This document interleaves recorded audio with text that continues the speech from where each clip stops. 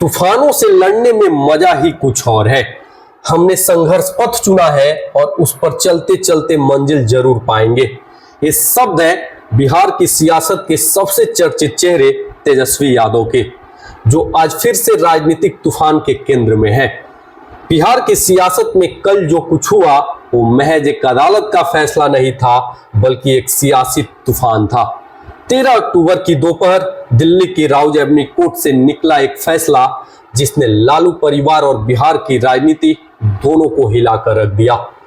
जी हां, IRCTC घोटाले पर कोर्ट का फैसला आया और बिहार की राजनीति में उठ गया बड़ा सवाल सिर्फ इतना नहीं कि आरोप तय हुए हैं, बल्कि ये भी कि यही दिन क्यों चुना गया। क्या एक संयोग है या एक सोची समझी सियासी साजिश?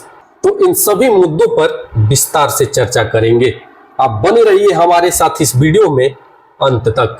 नमस्कार दोस्तों, स्वागत है आप सभी का राष्ट्र की रौनक चैनल पर। आज हम बात करेंगे उस बड़े फैसले की जिसने बिहार की चुनावी बिसात को हिला दिया है।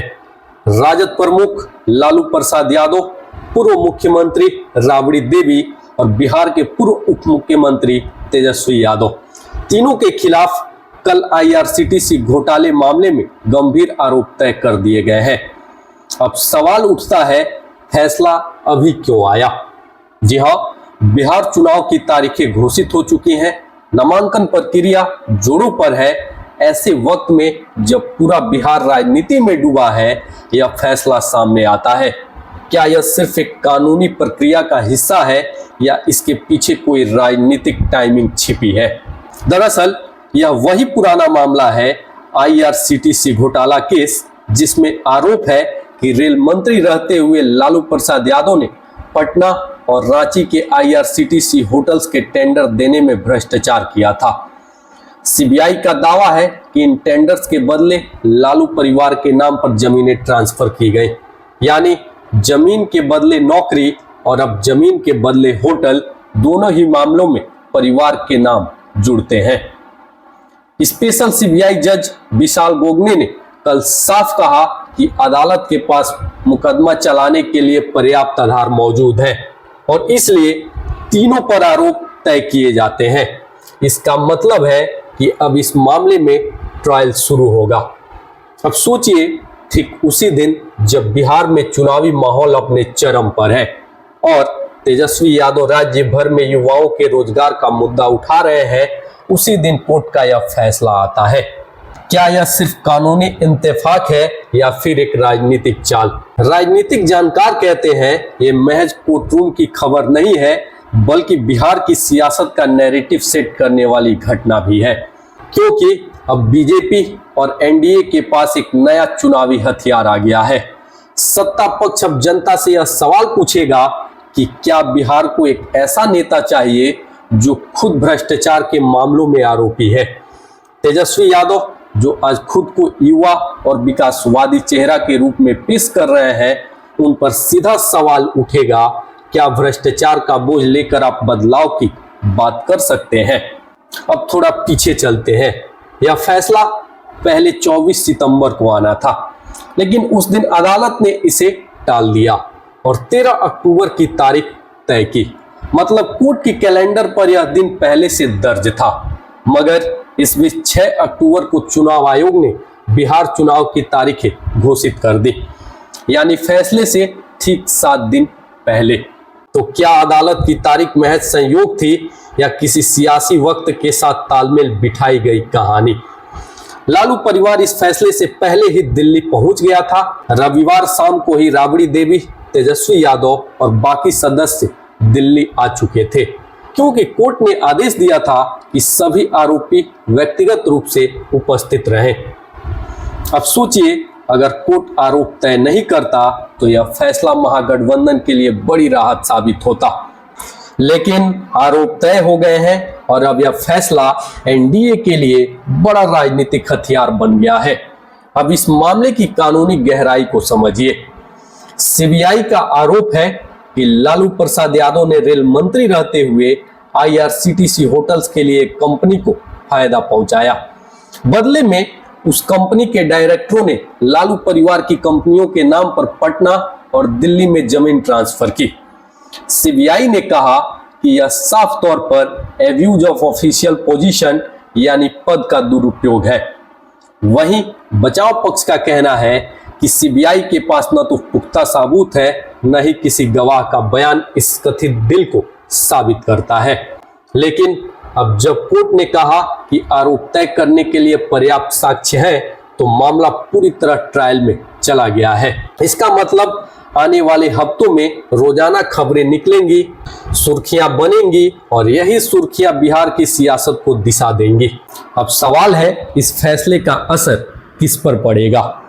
आरजेडी का कोर वोट बैंक यानी मुस्लिम यादव समीकरण शायद ज्यादा प्रभावित न हो, क्योंकि इन समुदायों में लालू परिवार के प्रति वफादारी गहरी है। लेकिन जो स्विंग वोटर्स हैं यानी वह मध्य वर्गीय शहरी और युवा वोटर्स जो किसी एक पार्टी से बंधा नहीं, वहां यह मुद्दा असर डालेगा।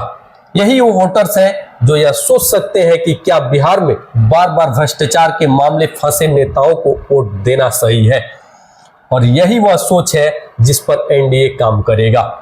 सत्ता पक्ष अब यह दिखाने की कोशिश करेगा कि देखिए यह विपक्ष का असली चेहरा है। वहीं तेजस्वी यादव की प्रतिक्रिया भी इस पूरे घटनाक्रम में बेहद आक्रामक रही। उन्होंने कहा, जब तक संविधान विरोधी बीजेपी सत्ता में है हम लड़ते रहेंगे। तूफानों से लड़ना हमें आता है, हमने संघर्ष का रास्ता चुना है और हम हार नहीं मानेंगे। उन्होंने गृह मंत्री अमित शाह पर निशाना साधते हुए कहा कि 1 महीने पहले ही वे बिहार आकर हमें धमकी दे रहे थे कि चुनाव लड़ने लायक नहीं छोड़ेंगे, लेकिन हम बिहारी हैं, बाहरी से नहीं डरते। तेजस्वी की बहन रोहिणी आचार्य ने भी एक लंबा ट्वीट कर भावनात्मक संदेश दिया। उन्होंने लिखा, यह जंग है संविधान और लोकतंत्र को बचाने की।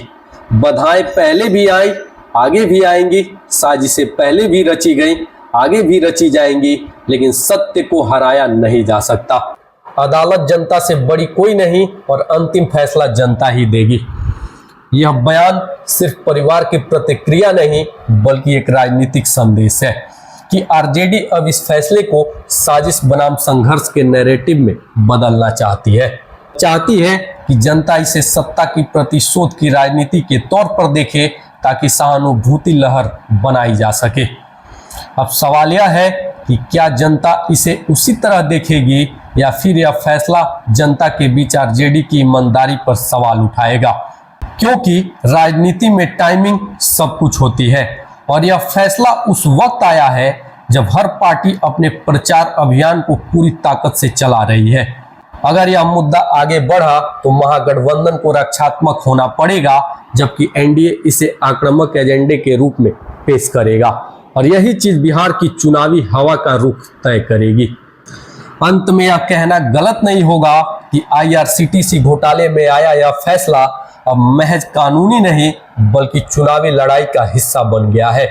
अब अदालत का एक कमरा और बिहार का हर गांव, दोनों जगह चर्चा एक ही है, क्या यह साजिश है या फिर कानून का शिकंजा। यह तो आने वाला समय ही तय करेगा कि न्याय की गाड़ी किस दिशा में मुड़ती है, कानून के रास्ते या राजनीति की बिसात पर।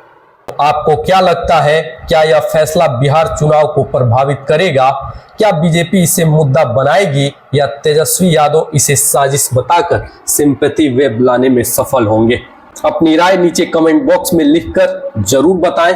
अगर वीडियो पसंद आया हो तो वीडियो को लाइक करें, शेयर करें और साथ ही राष्ट्र की रौनक चैनल को सब्सक्राइब करना ना भूलें। फिलहाल के लिए इस वीडियो में इतना ही, मिलते हैं अगले वीडियो में, तब तक के लिए धन्यवाद। जय हिंद, जय भारत।